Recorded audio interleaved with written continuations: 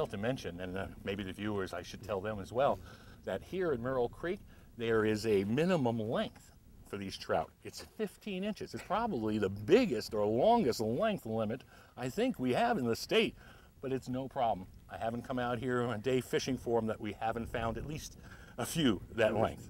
So the usual size in Pennsylvania or rest throughout New Jersey is that usual 8-inch, right. 7-inch yeah. minimum. But you're here at least double that. Yeah, 15, which is that's a nice size. That's a nice size bass too. Yes, nice size trout. It's a meal. Look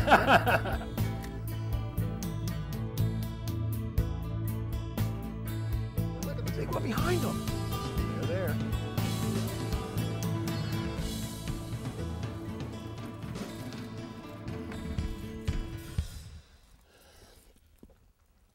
I've lost count.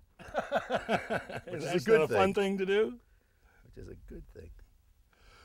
It's a great day when the nuisance fish is a trout, huh?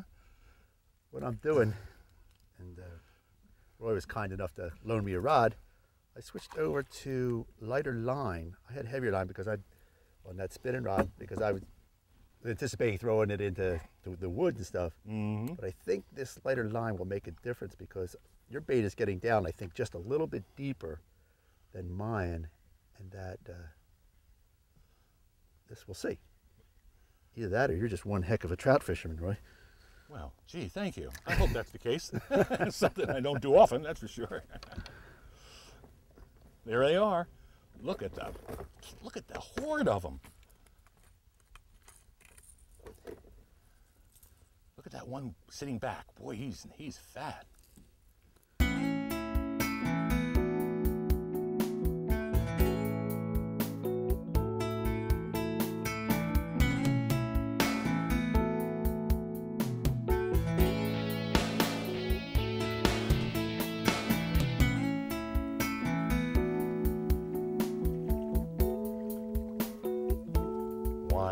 Spend the time on the stream opening day.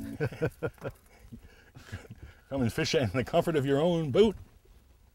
Dress for the occasion. Now, we've mentioned this a couple of times. Look at all those fish, and it's kind of hard for the camera to catch them because they come up. But what we're seeing is, as that bait is pausing in the water, those fish are just coming right up at it and just they'll dart at it and just stop. And it's hard to see it, but that's what they're doing. They're just coming up, and then we're just pausing that jerk bait, and you might have 6 fish come up after it, and all of a sudden one will just, you know how active they get, and they the other ones don't want the other one to get it, so they'll slap at it.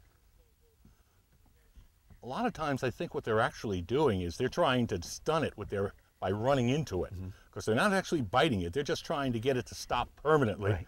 Then they'll take it at their leisure. Or maybe they're territorial. They're saying, you're not supposed to be here. Get out of here. Roy, we're on, obviously, Merrill Creek here. We're in your bass boat here, but it's an electric only. Am I correct? Correct. Yep. They don't allow gas engines, but there is a provision in case there's a problem with the wind, and it has happened sometimes, or if your electric power gives out. You're permitted not to take the boat on the plane such as this, but to use your gas motor in any position that's going to keep you safe. If it's a heavy wind, if you lose battery power, whatever the case may be, someone gets ill, you're allowed and permitted to bring the boat back to the ramp under gas power. And like, we have a lot of kayakers here, and definitely no sailboats are permitted here. It's not like Manasquan where they permit sailboats. No sailboats are permitted here, canoes, kayaks, and they do have a minimum length required. I'm not certain what it is. I didn't need to pay attention to it since I don't use one myself, but there is a minimum length for the canoes and the kayaks. So if you have a kayak, when you come up here, it's real easy. And facilities they have at the ramp are there's another one. Are very nice. Now, the requirements of coming in here, right? You have to sign in or something? What's that? Yes, they have a register. They want you to sign in. There's no problem with being on a mailing list or anything like that. The reason being that they want to keep you safe. They have your information, the number of people aboard, the type of vessel it is, your registration of the vessel, and what have you. And they ask for an emergency phone number. In case something did happen to you, who could they contact to help you out? Well, that's nice. I like that. That's really good. But it's a really nice facility there. Oh, it's gorgeous. You have plenty of parking, adequate parking, a nice concrete ramp. They put in floating docks. It's got all the luxuries, and there's no fee.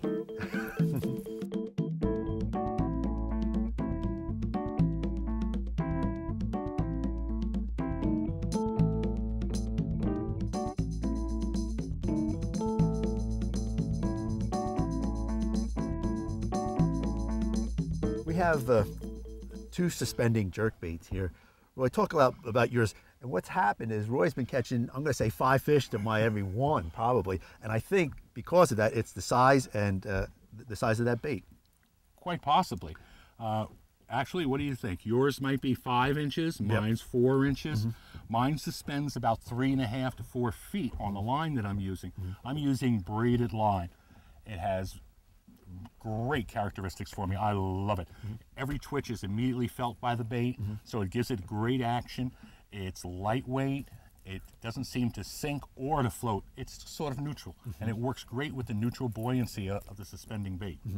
I think because my bait's just a little bigger, they're following it, but yours is triggering. I think that size bait that they're actually keying in on is that size. Color-wise, we're basically the same. Yeah, definitely. And when the flash is there, when you see the sun hitting it, I wouldn't be able to distinguish the difference. I don't think they can either.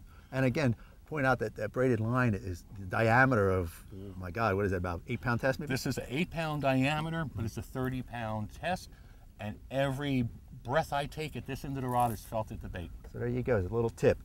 Sometimes the bigger bait doesn't catch more fish, that little one's doing much better.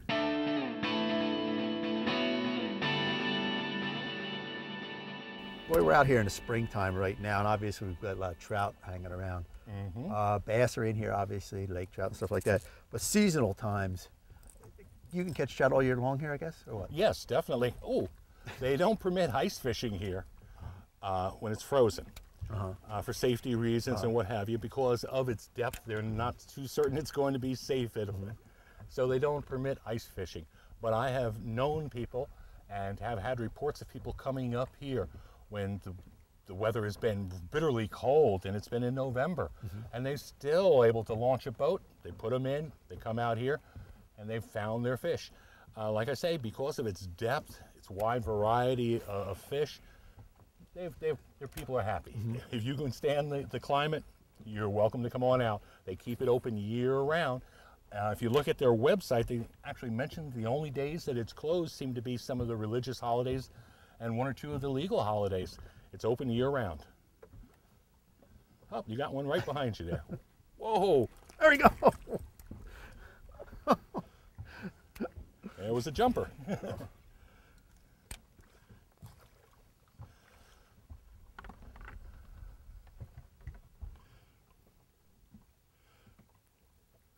Now I have put on a little dark crankbait, and they're coming after that now. There you go. I guess because the sun has come up and they can get a better look at what they're attacking, darker colors are better.